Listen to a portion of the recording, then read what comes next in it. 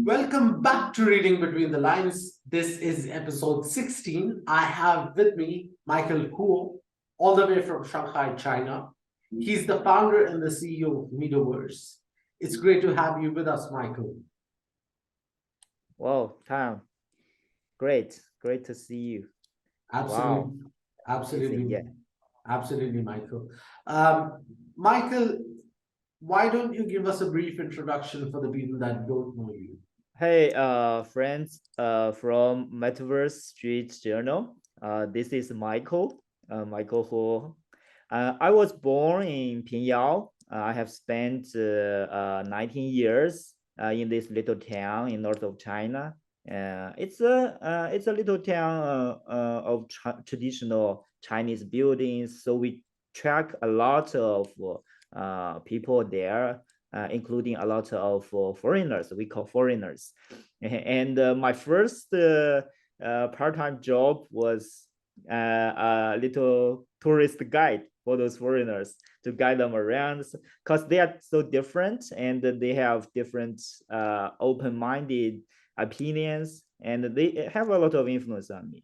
And then I went to my college in Shanghai. My bachelor degree is in neuroscience and finished it in 2009.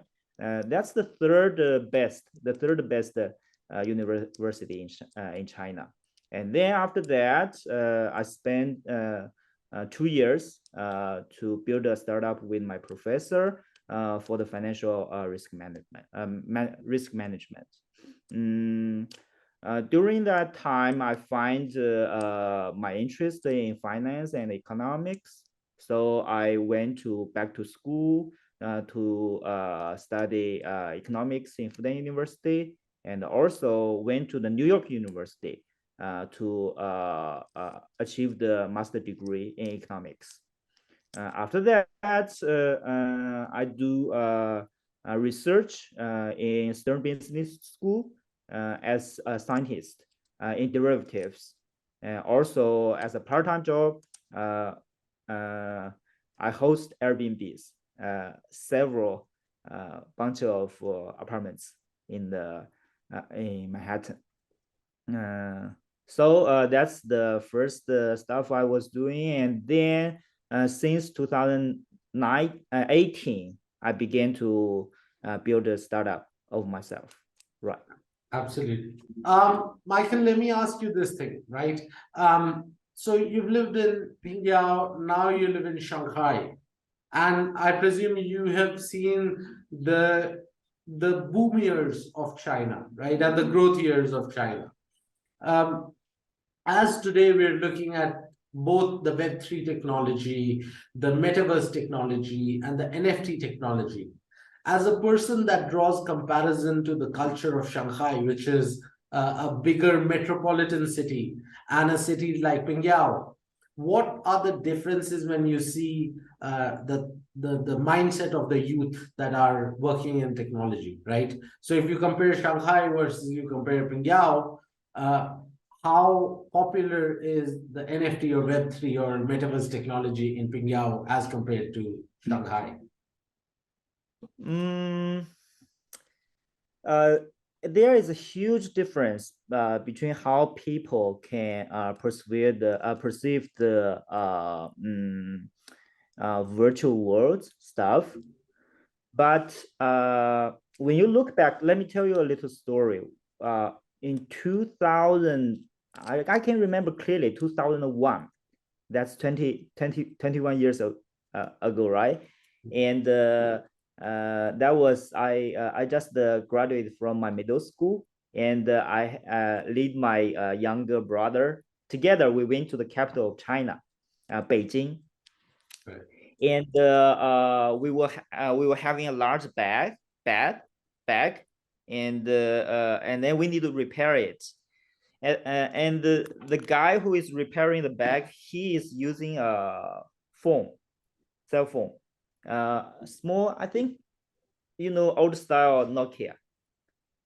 And we were thinking, wow, even a guy who just doing this hand job can have his own phone. That's blow our minds. So you can see from a little village to a large city the difference. But now when I back to my little town, and all my cousins, they do business on the platforms. We have Amazon, Chinese style, Taobao, and those Pinduoduo, and so they do business on these platforms, and they go to Douyin. Douyin is the Chinese style TikTok. Right. So they are trying to earn their own money and in the virtual worlds. So you can see their lifestyles is a little far away from those big cities, but how they earn money, and they already are residents of virtual worlds. And if actually China has, as you know, blocked the blockchain, not blockchain, those coins, cryptocurrencies, yes, cryptocurrencies. If not, I guarantee you, those cousins in my hometown, they will join those blockchain games to try to play to earn, move to earn, all this stuff. They sure they will do it, because in virtual worlds there's no boundaries. Only in digital, no, physical world, there is you need to pay it, or so there are some restrictions. Yeah. Absolutely. So as you said that you finished your bachelor's in 2009, right? And Yeah. I presume you saw the entire housing crisis and the economic crisis in 2009. Right now, as we're in 2022, we're at the cusp of another recession, right? The global economics is not very good. You see cost of living crisis in Europe. You see the energy crisis. You see a lot as we recover from the global disease of 2020, which we can't name because of YouTube policy.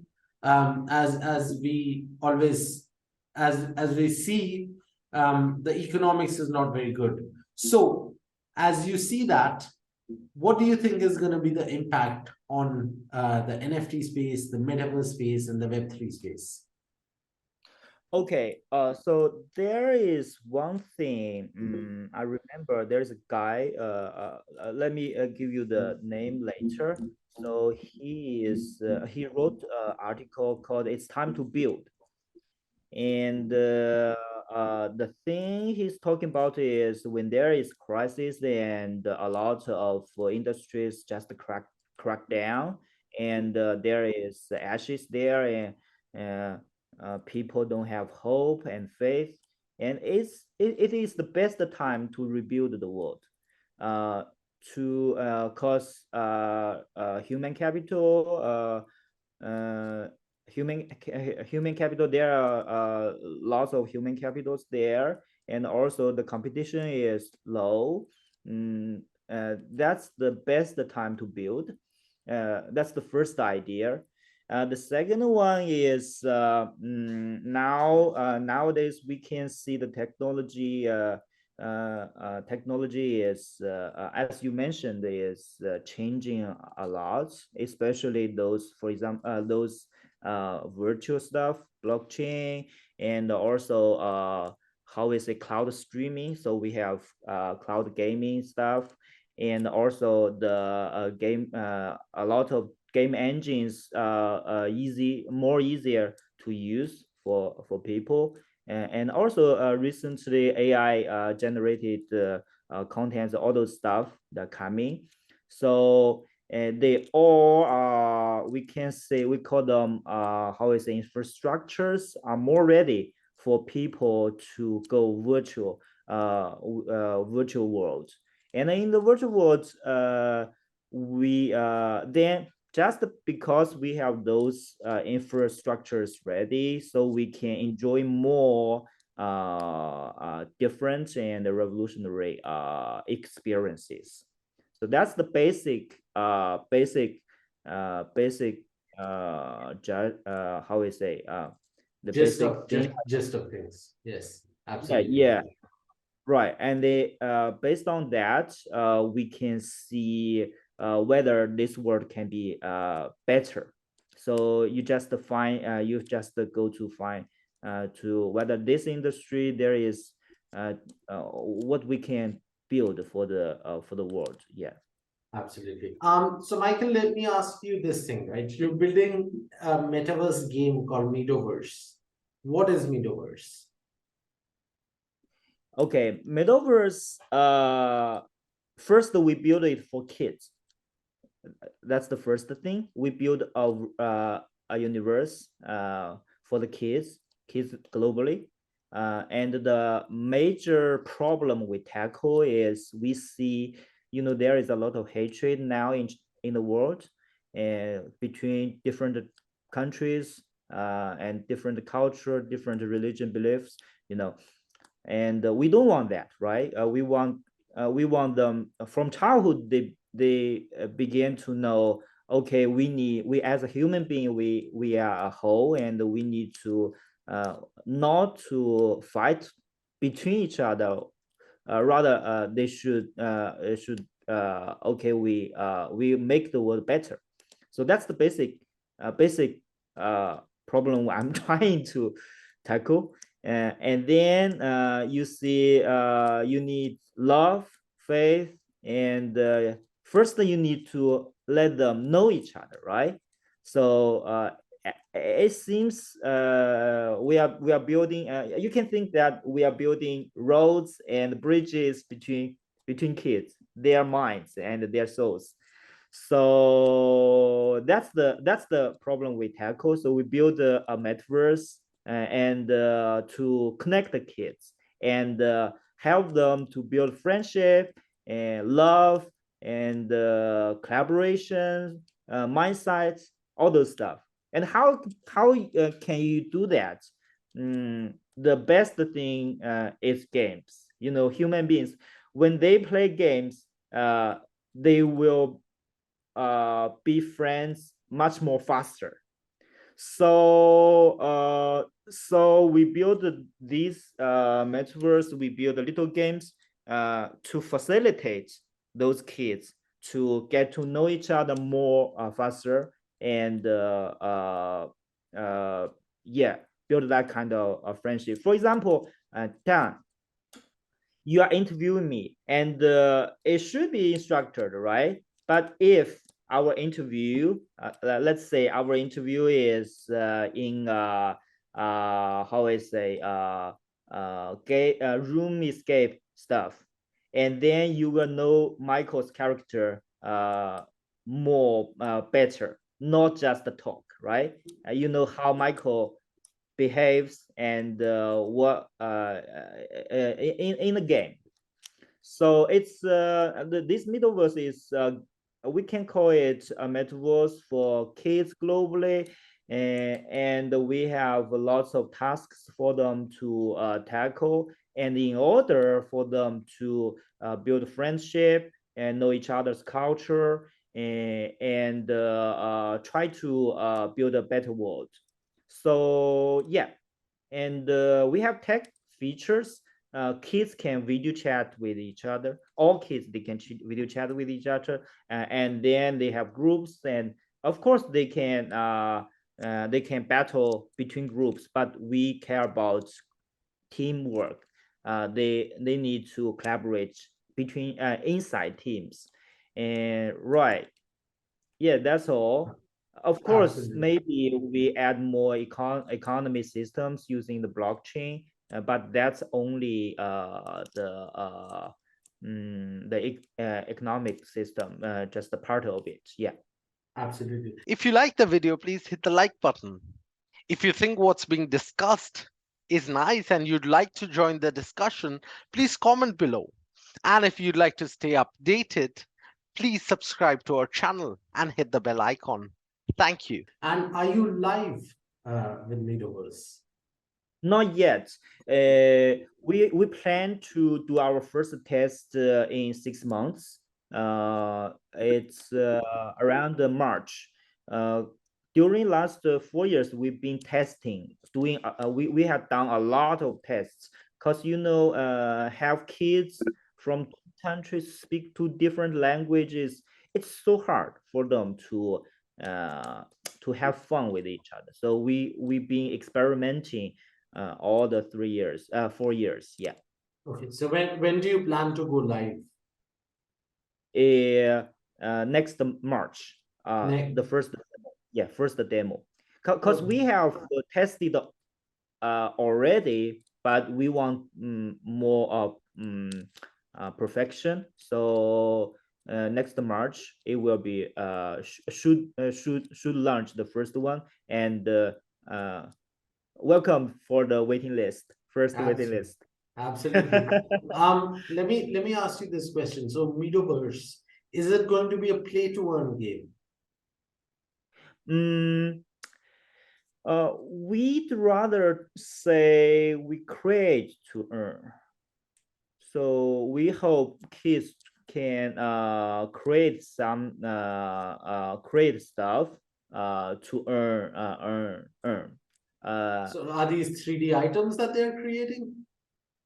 Not only 3D items, but also real life stuff. For example, we during last 4 years we find that even you create real fancy stuff, kids don't care too much about it, but rather if damn, let me see. Okay, you see Michael have this stuff, right? And Michael have this stuff. And kids really care about real life stuff, especially their stuff they bring real stuff into their virtual worlds. So sometimes so we will have these features trying help kids bring real stuff into the game in their life. Yeah, absolutely. And are you going to make sure that the children are KYC'd? As in, are you going to make sure that it is actually children? Because we all know that some adults try to do bad things and they try to join those sort of games, right? So are you going to make sure that everyone submits an ID proof or something? So that's the one thing we cared from start. So all the interactions between kids and is watched by adults. So we call them facilitators or guides, and they not only watch how they play, and also they will do some how we say guide. Say they cheer kids up and divided them into groups, and also do those facilitators, they are educators to how we say they will I cannot for example say, okay kid, okay Tam, what you have achieved today, okay, and what you observe, you failed in the first round, could you tell the others about it and share your opinions how you can be better? So those educators could pick up those little stuff and then encourage kids and push them be better. So when we have So sorry to cut you off here, Michael. So what Metaverse is it more of a 3D version of a tech platform? Is it for education purposes that you're creating this? Yeah, you can say that. It's we call it collaboration skills and the mindset, and yeah, we have goals in our mind. Right. Yes. So and when we talk to parents, and we also we say, okay, this is the direction we want to lead your kids to. Yeah. Do you eventually see schools using your platform? Actually, we have already signed signed a partnership with 105 US schools, the channel. And yeah. And cause this kind of schools, they are Mandarin immersion school. So they have no place to get to know China.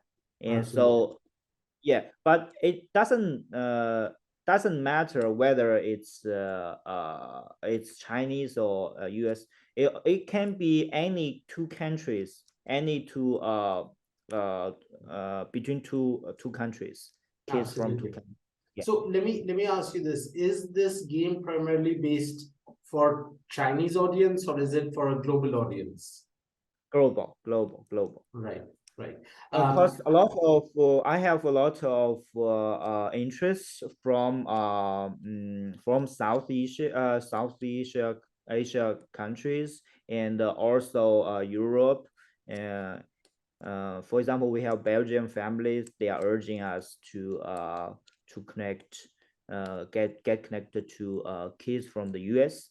And yeah, we have demand from all over the world. So we are, but we need to do a little step by step, and then we will put all languages inside. And also we are thinking about putting some AI translation function inside, but that's later. You see, there is a companion, a little robot companion is maybe fly B, and Yeah. then she can be your it can be your translator. Right. So yeah, Absolutely.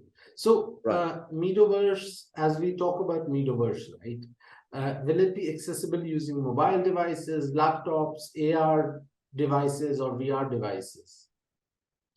Till now we have not tested the VR stuff.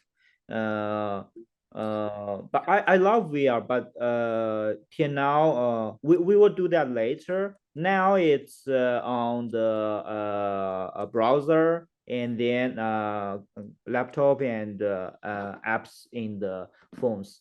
But we prefer kids, they use iPad or their uh, computers or laptops, because the screen is a little larger. Yeah. Yeah. Yeah. Absolutely. Are you built on any blockchain or what's going on? Till now, in our test, we have not done that yet, but we plan to do that, because we want more people to we want to build an inclusive community. Anyone who want to contribute it, we want to incentive Incentivize yeah, them. Right. incentivize them. So big all our team, investors, our parents, kids themselves, Right. and all community members, because we don't want to put a lot of money into marketing stuff. We want natural growth, because this Yeah. stuff we want keep the faith, as you mentioned. Nah, we don't want those bad guys, they just come hunt for kids. Yeah. We want a better community culture here. Yeah. Absolutely. So generally for the companies that are already launched, I ask them, what is your plan 5 or 10 years down the line? However, you're not launched yet. So I'm gonna ask you, what is your plan 1 year down the line? Next December, where do you see Metaverse? Next December, you can see, hopefully we can already serve our 100 schools in the US already. And so we match them with kids from China, from East Asia, from Europe, Middle East. We try to do that. So we hope next December you can see 500K, at least 500K kids live in our Metaverse, and they meet with each other week after week. So every week they will meet with the kids. They, like as you may imagine, they meet with each other, video chat, and while playing games, such kind of stuff. Yeah. So that's our first milestone, we hope. And after that, we see what we can do, what we can do further for the kids. We want to do more contents. You have to create a lot of games for them. Yeah. Absolutely. How do you plan to make money, Michael? Actually, I have in the first day I was receiving money already. So parents would pay me to have kids connect. So let me say, beginning 2018, we began to design little activities using PowerPoint, and then connect the kids using Zoom. Right. But so parents already pay us already, because they say, wow, my kid can talk to another kid in another country. That's cool. What they get first is they have broad world view, and then collaboration, and also by the way, their language skills, they improve also. Yeah. Absolutely. So we charge usually parents, which we said we tested the different pricing models. For example, $1,000 per year, that kind of stuff. And or we have say, okay, you can meet 12 times. This is a package, and let's say charge, let me see, around $300. Or okay, you just I match for you one kid, and then you will make friend, and then you just free chat with each other. That one we charge $300 per year. But yeah, we tested different pricing models. Parents love it. But the last one is not. Yeah, cause what? Cause kids, they cannot by themselves communicate. So you have to guide them. You have facilitate them with all those activities, and to guide them all through the communication. Yeah. Absolutely. Let me ask you this question, because $1,000 or even $300 is not a very small amount for most of the people living in Western countries, right? So would you offer, say, a subscription model where, like Netflix, you pay a small amount every month instead of paying the entire amount in one go? Sure. That's one thing we want to test after our Metaverse is in its shape. We are considering something like okay, free entry, and there are some basic features people can play, and then also they can contribute. That's the thing you mentioned, the create to earn stuff came in. We will do their own channels or something. They have their own islands. For example, kids love to play, and they can go there.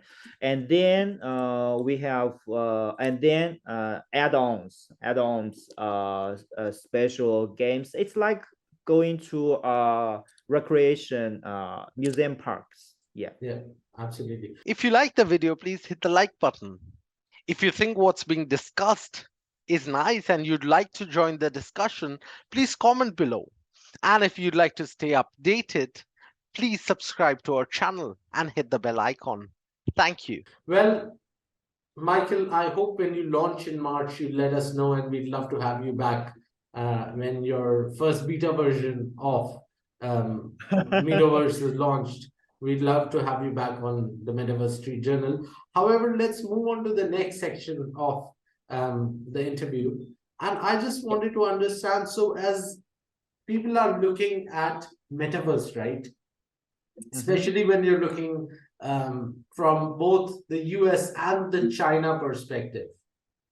Do you think enough educational institutions are looking at Metaverse from a serious angle, or are they just brushing it aside as a fad or something that is just hyped up? In my mind, I have watched trying to find peers globally to see whether there is I would say spiritual, how is it, spiritual peers, companions in the world. One company, let me type for you. One company called Synthesis. Right. Synthesis. It's built by a school called Adrastra School, and the school was built by Elon Musk Right. for his own kids. And then last year they began to launch their new online product. They have facilitators, and then they have, for example, 2 facilitators. They have 20 kids, and then they have kids grouped, and then they play video games trying to so the main the problem they are trying to tackle is how kids can develop that kind of skill when they tackle when they face uncertainty, and when they have a problem, how they can solve it. So that's the stuff they want to teach kids, educate their kids. So they have games, have problems, and then have the kids grouped together to tackle problems. That one, yeah, that's the best ideas I love. That's one. And also another offline offline, not online online stuff. There is one we call the PBL. PBL means project-based learning. So it's kind of, for example, you want to build a car, right? You don't want to, okay, I learn how a tire works, how the engine works, and finally you pick everything up to see, okay, I built a car. But it's reverse. First, you have an idea, I want to move faster, and I want to build something that can move faster, and then you begin to see, okay, how I need an engine, I need, all those wheels and how to steer them, and then that's the basic idea how people are learning this world. And from my side, we just approach this kind of logic to do things. So this synthesis stuff, we love it. And another one is another Caribou. You can check out this. Check out What's the name of the company? The product is called Caribou. I'm not sure the name. It's recently just acquired by toy manufacturing listed company, and just acquired, and they do this game-based learning stuff. Yeah. Right. So Michael, let me ask you some rapid fire questions, right? And I presume your experience will shape your opinion to the answer of these questions. When you're looking at Metaverse, NFT, and Web3, do you think big tech like Facebook or Google or Meta or even in China, Tencent or Baidu or Alibaba, do you think they will shape the metaverse, or do you think it'll be incumbent players such as Upland Metaverse or Sandbox or Decentraland, or yourself? Who do you think will shape the future of the metaverse out of these two? Dan, the world is shaped in our hands, right? Yeah. So one product tackles one problem. So always newcomers tackle new problems, and the world is built. What is the future? As you see, future is different from now. So who makes difference will be future. So that's my basic philosophy about the world. So when you mention those big tycoons there, they can invest and they can participate, but always those people who want change, make the world a little difference, will be the future. Yeah, that's the Absolutely. basic. Yeah. Absolutely. According to you, what will trigger the mass adoption of metaverse? So in my mind, there are three pillars. It is pillars. Yeah. Of the first one is how you build the world building, the how you build the world, because it's endless virtual world, right? Yeah. So the best you always hunting for the best technologies to cheaply and more creatively to build the world, the virtual world. So the first one is always want to hunt for that kind of technologies, or how you organize people, those creative people to build those virtual worlds. The second one is storytelling, because because we don't want to go to a dead world inside, right? We want to explore different experiences there. So the second one is storytelling. This kind of storytelling stuff you can create by yourself, and or you can create it by AI, or you can create it by masses. For example, we have, let's say, thousands or even millions of people trying to build only one story. That's achievable, actually. Uh, so that's storytelling. The third one is economy. In my mind, the economy, it includes how what those digital assets belongs to, and how people are organized there. Because you need to divide interest, and also all those how I say decision powers, all this stuff. It's all included. I call it included in the economy system. It's called economy, and also political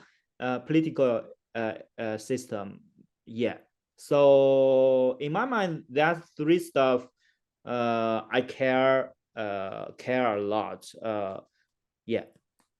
Absolutely. So, Michael, let me ask you the next question then. What do you think will bring e-commerce to metaverse? Oh, e-commerce. Actually, I have a good example recently for you. Because a friend of me recently, just this month, he come to me nearly, we already had a meeting for 15 times to have meetings. So let me give you a little introduction of him. China is the largest producer of those clothes and shoes, right? Yeah. And they locate in the most concentrated place in China. They produce Adidas, Nike, and all those brands all over the world, and exports. And they are thinking about. So he asked me one question. Okay, Michael, you know, as producers, we always produce a lot of shoes and then sell it. But you know, good sales will go booming, but and then they sold out and we cannot catch the profit. But there are also a lot of problems that we produce a lot and then we need to destroy it because nobody wants it. Can you use big data to predict what will be prosperity, go prosper, and what shoes doesn't attract people? I say no. You cannot, you cannot predict humans humans likes, what they like, what they don't like. That's not stuff you can predict. But there is another thing that we can make the future. So how about we do this in the virtual worlds and then let people just create all those shoes and clothes together with you, and then they can purchase it if they love it, and then they just purchase, how is it, it's kind of Kickstarter stuff, and then they buy it and then you just produce it, so you It's don't like have a digital, it's like a digital point where you have a digital twin. So if they buy a digital NFT, then they get the physical product. yes. And then and he said, okay, that kind of it's hard because they are manufacturing companies, they cannot, you know, it needs a lot of marketing and stuff, right? Yeah. And I say, you know, there is a trend in the consumer market is that people now buying stuff not because of big names, but because, okay, I trust a person, you recommend me this one and I will purchase it. Or sometimes by their influencers, for example, Tam, I love you. Oh no, so I admire you, and you say, okay, Michael, this camera is so cool, or this for example, blockchain is cool, and you can use it, and Michael will use it, not because that's another one is big name. Sometimes I will trust you more, right? Absolutely. So that's kind of consumer direct trend. And I say, okay, you can leverage your e-commerce, this stuff, with influencers.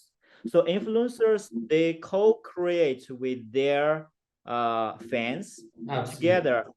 Yeah, they will create what they like, and then they all profit from it, and then you will get your profits and everybody is better.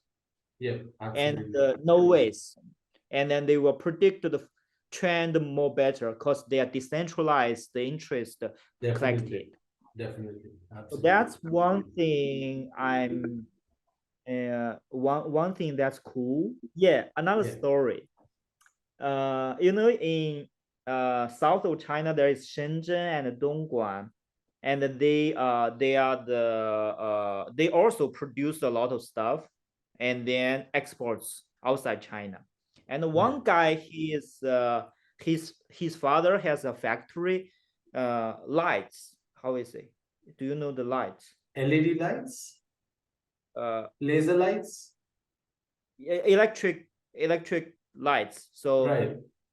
the room is dark and you just Okay. Flashlights. Yeah.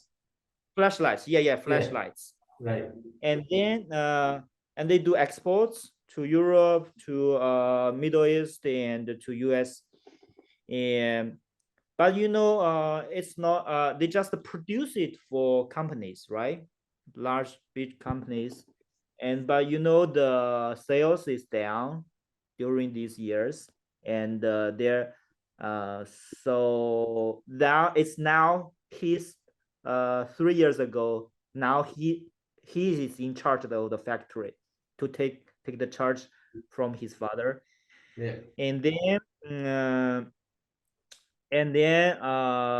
the sales is down a lot.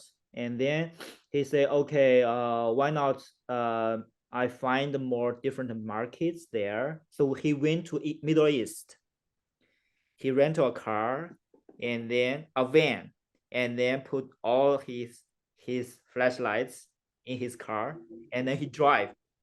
He drive in the Middle East. There are sand, uh, uh, so desert. He go everywhere there, and they need it because there's not the infrastructure. Some areas it's not good, so they need flashlights. And then he not go to direct every families, but go to the little sales. How is it? Little Shops, little wholesale shops. markets. Right. Small markets there. Yeah. Yeah. And then he run all through the Middle East, and then he built the connection there, and then it's booming, right? Okay. Right. And then there is stuff.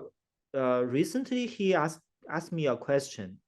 So here is a question: whether I can sell other stuff to them, because they need it, and I just build connections. But there is a problem.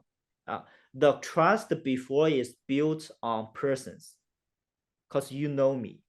But how we can build trust on the system, not on your personally. And blockchain is a stuff to solve that kind of problem. It's trackable, and then that's one solution we can give him. Absolutely. If you like the video, please hit the like button. If you think what's being discussed is nice and you'd like to join the discussion, please comment below. And if you'd like to stay updated, please subscribe to our channel and hit the bell icon. Thank you. So moving on, let me ask you this. Do you think the future of metaverse will be decided through AR or VR?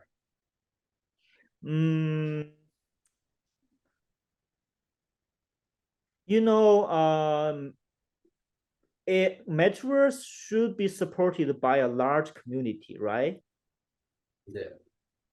Yeah, the more people are entering it, live inside it, and this metaverse it's kind of monopoly thing. So when you are talking about this how we enter this metaverse, so you are talking about which kind of gadget is more portable and more easy to use. And I if you want to let me to vote, I will vote via AR. But now AR stuff doesn't support too much, so we need to watch. Absolutely. The next question, Michael, let me ask you. Do you think the future of metaverse will be decided through VR headsets or holographic projections? No, holograph projections, no. AR, VR is a better way. Okay. How far are we from haptic suits being a reality? We are already in this world already, because now these gloves and including the body the Suit. sensors, suits, they're already there. It's just the question how we can reduce the cost and reach out to more customers. Absolutely. Let me ask you this question then, Michael. As we look at the globe, is the global internet bandwidth speed fast enough for the mass adoption of metaverse? No, far away. Because now you see China, we have 5G infrastructure very installed a lot already, but now it's still not that very cloud, we say cloud streaming stuff, and still there is DC when I use the VR gadgets. And that's so we need to improve it but okay, now it's okay. The 5G is okay. Right. And yeah, more contents will follow up. Yeah. Absolutely. Are governments using Metaverse and Web3 to the full potential that they could for their services, such as giving things to the citizens and stuff like that? Yeah, you see especially during COVID, government try to leverage the technology of metaverse. They host the basic it's popular now in China. For example, they host conferences and exhibitions for exports, imports, and e-commerce, and also they also encourage those how we say for the schools and yeah, tourism. There are you cannot travel offline, so they just try to create virtual worlds of online experiences. Yeah. Absolutely. Should the ownership of Metaverse and Web3 technology be anonymous? Mm, that's a political issue.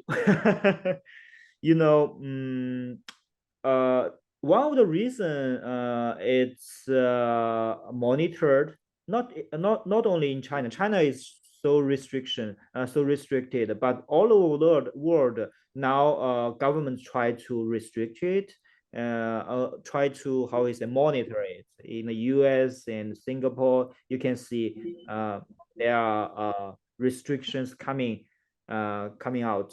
Mm, that's it's kind of how we the two things there. First is how we divide the pie, right, in the world, and that's kind of political stuff. And the other one is uh, uh, what should it be which is the better way, right? Which is better way to build a better world. So whether is people they just we call it self-regulated organizations. Yeah, And when you say that, finally you find uh, we find politics everywhere. yeah, You know. Yeah. absolutely.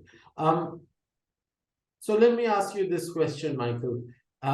What's the role of Metaverse and Web3 in law enforcement? Because we see now Interpol is using Metaverse. So when it comes to law enforcement, what's the use cases of Metaverse and Web3? Mm, so there are several things I can see. First is records. So you cannot in metaverse you are tracked, right? So as I mentioned just now, in the e-commerce story, it's kind of trust building stuff. That's the first one. So the second one is there should be something government accept it, because when you say law enforcement, it's by government, right? Or we have doubts to self-regulate ourselves. Yeah. Absolutely. Well, Michael, we can have this conversation endlessly, and it was an honor to have you. But this concludes the episode 16 of Reading Between the Lines with Tan the Man. I have with me Michael, who's the founder of Metaverse. Michael, it's been an honor to have you with us. Yeah, it's my pleasure to talk to you, Tan. Absolutely. Before we end this interview, I would just leave you with one parting thought that I leave you with every interview. You be the arbiter of truth, the viewers of the Metaverse Street Journal. Thank you very much. And thank you, Michael, for joining us today. Thank you. Thank you, Dan. If you like the video, please hit the like button. If you think what's being discussed is nice and you'd like to join the discussion, please comment below. And if you'd like to stay updated, please subscribe to our channel and hit the bell icon. Thank you.